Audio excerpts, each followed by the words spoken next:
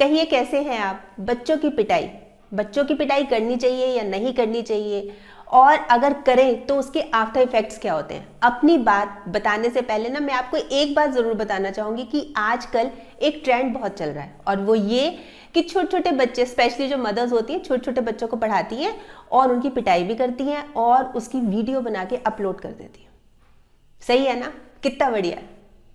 क्या आपको अच्छा नहीं लगता? क्या नहीं अच्छा लगता आपको? वीडियो बनाना है या बच्चे की पिटाई? दोनों। पर ज्यादा बुरा क्या लगता है? बच्चे की पिटाई। बिल्कुल सही कहा आपने, बच्चे की पिटाई। ये कोई तरीका है? इस तरह से बच्चे की पिटाई कर करके लोगों को क्या दिखाना चाह रहे हैं? आप अपने घर में संभालिए ना। आप मतलब पता नहीं कितनी आजकल तो वीडियोस ही वीडियोस इस तरह की भरी हुई है कि पिटाई भी कर रही है मदर, और डांट भी रही है, गुस्सा भी कर रही है, और बच्चा रो भी रहा है और उसकी वीडियो अपलोड कर रहे हैं। ये कहां तक समझदारी है? और स्पेशली जो बात आती है ना पिटाई की, मतलब पेरेंट्स तो अपना जन्म सिद्ध अधिकार समझते हैं बच्चे की पिटाई की। बच्चे के ऊपर तो पूरा अधिकार है, खूब मारो। अब आप में से कुछ पेरेंट्स ये भी सोच रहे होंगे क्या हो गया, बच्चे की पिटाई हो गई तो क्या हो गया, हम भी तो जब छोटे थे पिटाई खाते थे। बिल्कुल सही है, मैंने भी बहुत बार पिटाई खाई है, पर आज समय बदल गया है, टाइम बदल गया है। पहले टाइम में पेरेंट्स ये कहते थे कि हमें, अगर हमारे मम्मी पापा बोल देते हैं बाहर धूप में खड़े हो जाओ 2 घंटे, तो बच्चा चू तक भी नहीं करता था, पूछने की हिम्मत नहीं होती थी बच्चे की, चुपचाप खड़ा हो जाता था धूप में नंगे पांव। जैसे पेरेंट्स ऑर्डर देते थे वैसे ही करता था। और आज कह के देख लीजिए, बच्चा खड़ा हो जाएगा, बच्चा आपको ही बोलेगा कि आप ही खड़े हो जाओ, मुझे क्यों खड़ा कर रहे हो, मैं किस लिए खड़ा हो जाऊं, मैंने क्या किया है? टाइम बदल रहा है, इसलिए बदलते टाइम के साथ साथ हमें जो पिटाई का जो हमारा विकल्प है ना, इसको चेंज करना पड़ेगा। इसको चेंज करना ही पड़ेगा,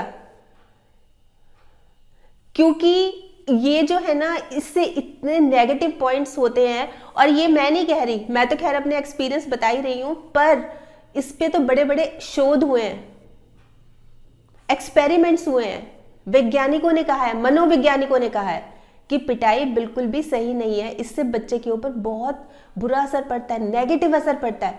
बच्चे आक्रामक होते जाते हैं, हिंसक होते हैं ना। हम ये बोलते हैं कि हिंसा नहीं करनी चाहिए, और खुद हम बच्चों के साथ हिंसा करते हैं। ये हिंसा ही तो है, बच्चे की पिटाई। हिंसा नहीं है, ये हिंसा ही है।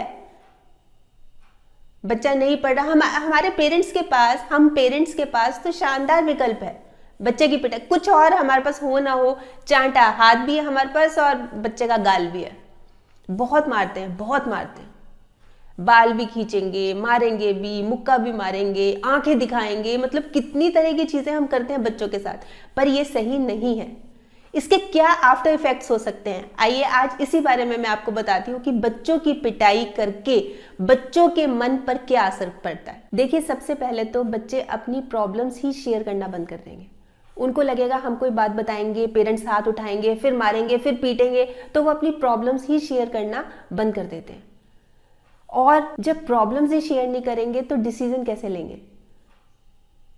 वो डिसीजन ही नहीं ले पाएंगे, किसी बात का निर्णय नहीं ले पाएंगे, क्या सही है, क्या गलत है, क्या करना है, क्या नहीं करना, क्योंकि उनको अपने ऊपर कॉन्फिडेंस है नहीं, पेरेंट्स से बात कर नहीं सकते, तो क्या करेंगे? और उनके मन में डर बैठता जाएगा, एक कॉम्प्लेक्स आता जाएगा, एक हीन भावना आती जाएगी, सिर्फ इसी वजह से कि हमने कुछ बात की पेरेंट्स से, उन्होंने तो पीटना ही है, मारना ही है, तो इसलिए कोई फायदा भी नहीं है, तो इसलिए उनमें कॉन्फिडेंस भी कम होता जाएगा, हीन भावना आती जाएगी, कॉन्फिडेंस, आत्मविश्वास होता है ना, वो कम होता जाएगा।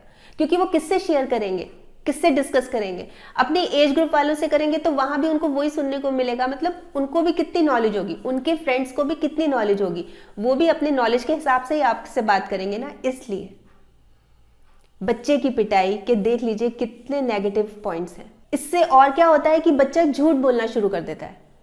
अब पेरेंट्स से बात कर नहीं सकता, खुद उसको नॉलेज है नहीं, और अगर वो कुछ गलत काम कर रहा है या कुछ वो पूछना भी चाह रहा है, वो पूछ सकता नहीं है, तो वो क्या करेगा? कुछ काम करेगा भी तो भी साफ मना कर देगा, मैंने तो नहीं किया। झूठ बोलना शुरू कर देगा, क्लियरली मुंह पे झूठ बोलना शुरू कर देगा। और सबसे बड़ा नेगेटिव पॉइंट और क्या होगा कि उसके मन में पेरेंट्स के प्रति रिस्पेक्ट ही नहीं रहेगी। अभी मैं देख रही थी, पिछले दिनों आपने भी शायद देखा होगा, एक छोटी बच्ची थी 3-4 साल की, उसकी वीडियो जो वायरल हुई थी, उसमें जो कमेंट्स आप पढ़ेंगे ना, इतने ज़बरदस्त कमेंट्स हैं, मदर को हिटलर कहा हुआ है।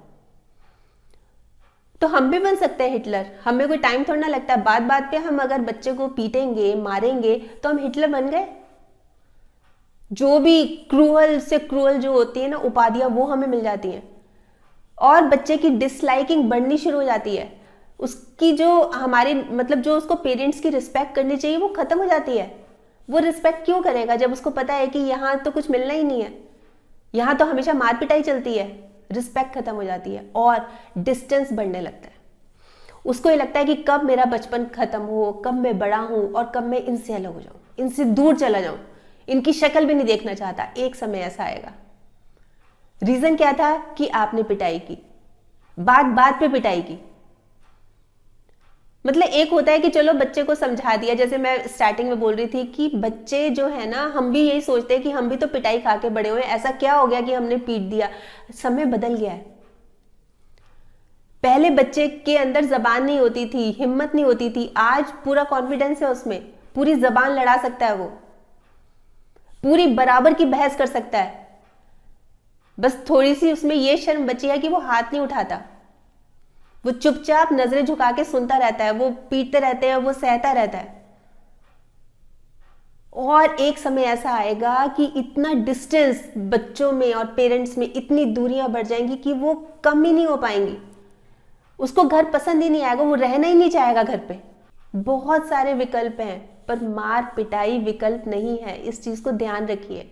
जब बच्चा हमेशा मार पिटाई देखता है ना, तो उसका जो मेंटल स्टेटस है वो भी वैसा होता जाता है। उसको लगता है कि मार पिटाई ही विकल्प है, मतलब बड़े हैं तो पिटाई है, पिटाई तो करनी करनी होती है। इसलिए जब वो थोड़ा सा बड़ा होने लगता है ना, वो अपने छोटों के ऊपर अपना बल आजमाता है, वो भी पिटाई करना शुरू कर देता है। बात बात पर उसकी कंप्लेंट्स आनी शुरू हो जाती है स्कूल से, इसने इस फलाने बच्चे को पीटा, इसने इसको पीटा, मतलब बहुत गुस्सैल है, हमेशा मारता है। ये देखता है इसलिए मारता है, सहता है इसलिए मारता है।